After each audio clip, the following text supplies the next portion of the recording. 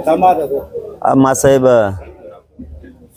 जिजाऊंच्या दर्शनासाठी शिंदखेडला आता निघणारे आमचं सर्वोच्च स्थान आहे आणि ते आशीर्वाद घेतल्याशिवाय बळ आणि शक्ती मिळत नाही। वर्षातून एक दिवस दर्शनाला जातो आम्ही पहिल्यापासूनच आणि आजही चालू। तुम्ही पुढच्या टप्प्यातलं नियोजन जाहीर करणार होतात मुंबई आंदोलनाच्या पार्श्वभूमीवरती, त्या संदर्भात काही नियोजन झालेलं आहे का? कारण की काल तुम्ही बैठक घेणार होता असं माहिती। हो, आपण मार्ग ठरवलाय ना। मुक्कामाचे राहिले होते तर आपले अहमदनगरचे बांधव आणि पुण्याचे बांधव आलेले, थोडंसं आम्हाला 15 तारखेला डिक्लेअर करायचं ठरवलं आहे। कारण ते सगळे व्यवस्था बघून आम्हाला जोडणा करायची।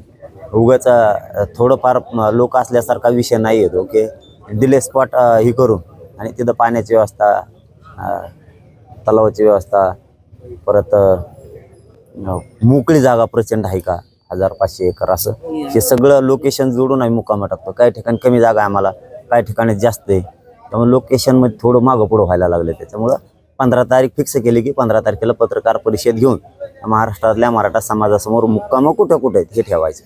15 तारखेला ठेवणार आहेत समाजासमोर आम्ही तो मुक्काम कोणत्या कोणत्या ठिकाणी। या काळामध्ये तुम्हाला आता सरकारकडून तुमचा संवाद सुद्धा निघाला असं वाटतंय का तुम्हाला? वारंवार चर्चांच्या फेऱ्या सुरू आहेत। नाही, आता निघल नाही निघल ते आशेत राहण्यापेक्षा आम्हीच तयारीला लागलो। आता असे किती दिवस आणि काय असतं, शेवटी समाजाच्या लेकराचं जर वाटलं व्हायला लागलं ना, आपण किती दिवस वेळ द्यायचा, किती दिवस प्रामाणिकपणा दाखवायचा, किती दिवस संयम आणि किती दिवस हे करायचं। कारण आपण थोडा वेळ नाही दिला त्यांना। या मायबाप गोरगरिबांच्या मराठ्यांच्या लेकरासाठी आम्ही 7 महिने वेळ दिला।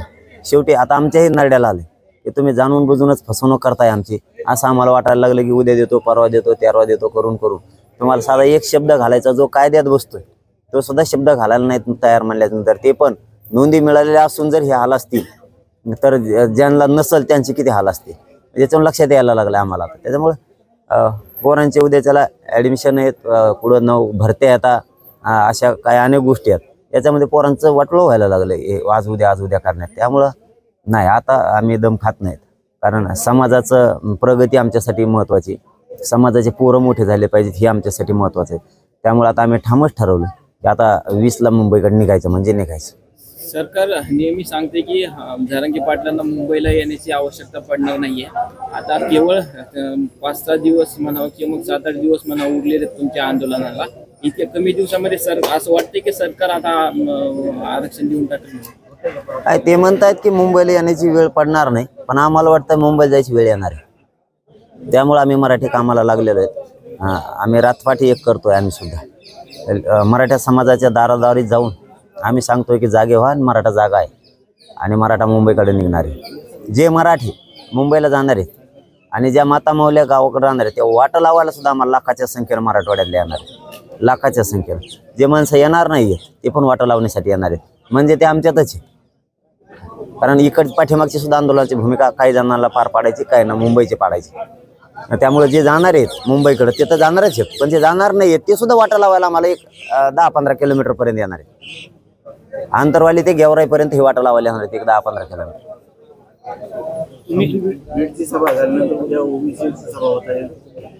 नाही, त्याच्याबद्दल मला काहीच वाटत नाही, कधीच, आजच नाही, कधीच वाटलं नाही। वाटण्याचं काय, कारण लोकशाहीचा अधिकार जो तो घेऊ शकतो। पण जिथे जिथे तुम्ही सभा घेताय तिथे तिथे तशा सभा होतात, त्यामुळे कुठेतरी डिवचण्याचा हा प्रयत्न आहे किंवा काउंटर अटॅक असं म्हणता येईल का? नाही, उलट ते आमच्यासाठी चांगलं आहे। आमचा समाज आणखीन एक होतो। उदयनराजे यांनी आरक्षणाची मर्यादा नाही, हे बघा, सुप्रीम कोर्टातलं आरक्षण टिकणार आहे की व्हीजेंटी सारखं, हा आमचा मूळ प्रश्न आहे पहिल्यापासून। आम्ही कधीच ते आरक्षण नाकारलेलं नाही, ते घेतलेलं सुद्धा। टिकणार आहे का हा विषय, राजेसाहेबांच्या बद्दलचं मी नाही बोलणार। शेवटी मी त्या गादीला मानणारा पोरगा आहे, त्याच्यामुळं त्यांच्या मताला मी काहीही म्हणणार नाही, परंतु मी त्या गादीला प्रचंड मानतो। त्यामुळं मी त्याबद्दल एक ब्र शब्दही नाही काढणार। परंतु सरकारला स्पष्टीकरण सरकारकडून पाहिजे की ते आरक्षण टिकणार आहे का व्हीजेंटी सारखं। कारण इंदिरा साहनीचं जजमेंट सांगतं 50% वर गेल्यावर टिकत नाही, असं एवढं। राजेसाहेबांचा आम्ही पहिल्यापासून आदर करतो, करत राहणार। तुम्ही जो एक पर्याय दिला होता की यापूर्वीचे सोयरे आणि हा शब्द टाकायला पाहिजे. त्या संदर्भात पुन्हा काही चर्चा झाली का सरकारसोबत, किंवा त्यातला आज तोडगा काढण्यासाठी काही पावलं पुढे गेलीत का? हो, परवा झाली होती चर्चा, त्यांनी लिहून पण नेली व्याख्या, परंतु ते मला वाटतं हे असंच राहणार आहे.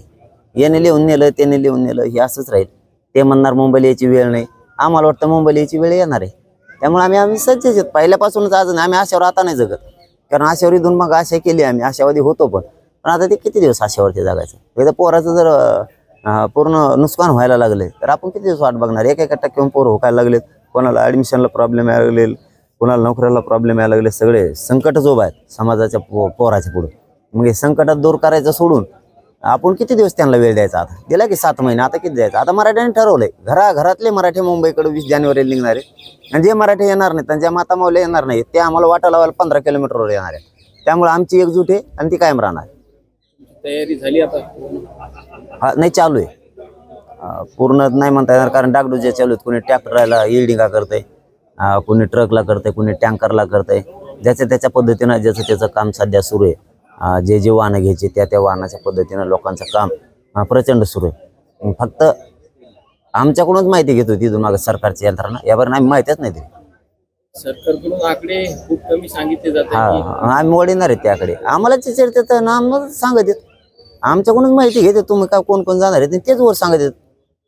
तुम्ही आम्हाला 70 वर्ष फसवलं, आम्हाला बोलशील तुम्हाला गाड्या बदलली का? तुमचा आकडा पुरा मोडून टोटल तुमचं गणितच कोल मोडून जाणार आहे सगळं. किती अंदाजे तरी? 3 करोड मुंबई जवळ गेल्यावर. मुंबईत 3 करोड मराठा दिसणार तुम्हाला, कारण इथून जरी कमी दिसला तरी मध्ये मध्ये गेल्यावर सगळे सहभागी होणार आहेत, कारण तिकडची इकडे बोलवायची उलटी. त्यामुळं हे सगळा प्रवाह तुम्ही पुण्याच्या पुढे गेले, पनवेल जवळ गेले की तुम्ही बघा 3 करोडला कमी पडलं, नाव बदलून ठेवा.